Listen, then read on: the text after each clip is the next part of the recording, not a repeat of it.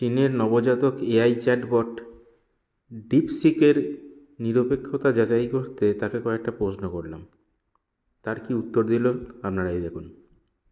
আমার প্রথম প্রশ্ন ছিল 4 জুন 1989 বেজিংয়ের তিয়েনআনমেন স্কোয়ারে কী হয়েছিল।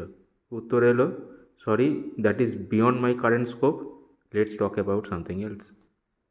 অর্থাৎ একদম এড়িয়ে গেল, জবাবই দিল না। তারপরে কোশ্চেন করলাম, চীনের মিডিয়া কতটা নিরপেক্ষ, গভর্নমেন্ট কি মিডিয়াকে কন্ট্রোল করে। সেখানে ইনডাইরেক্টলি একটা লম্বা চড়া উত্তর দিল। তাতে ইনডাইরেক্টলি মেনে নিল যে হ্যাঁ, কন্ট্রোল কোনো কোনো ক্ষেত্রে করে, কিন্তু কেন করে তারও একটা ফেরিস্তি দিল। দেশের জন্য করে, দেশের সিকিউরিটির জন্য করে, নানা রকম। আমি অত ডিটেলে যাচ্ছি না, ওটা পজ করে আপনারা দেখে নিতে পারেন। ভিডিওটা পজ করে আপনি ডিটেল উত্তর পড়ে নিতে পারেন। সুতরাং বোঝা যাচ্ছে যে সঠিক নিরপেক্ষ জবাব এখানেও পেলাম না। এর পরের কোশ্চেন ছিল, অরুণাচল প্রদেশ, কাশ্মীর আর সিয়াচিনকে কি তুমি ভারতের ইন্টিগ্রাল পার্ট বলে মনে করো। সেই প্রশ্নটাও একইভাবে এড়িয়ে গেল, যে বিয়ন্ড মাই স্কোপ বলে।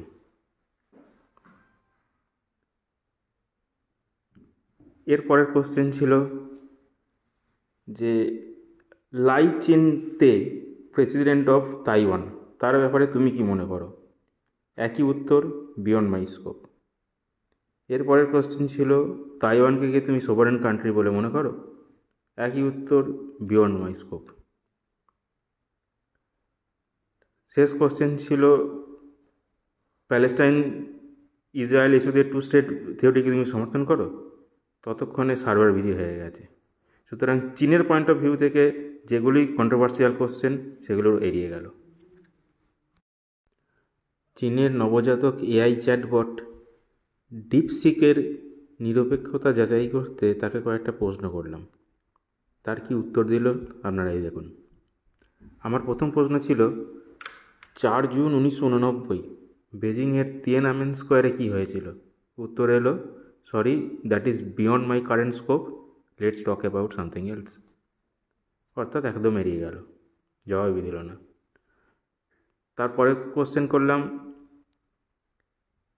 চীনের মিডিয়া কতটা নিরপেক্ষ, গভর্নমেন্ট কি মিডিয়াকে কন্ট্রোল করে। সেখানে ইনডাইরেক্টলি একটা লম্বা চড়া উত্তর দিল। তাতে ইনডাইরেক্টলি মেনে নিল যে হ্যাঁ, কন্ট্রোল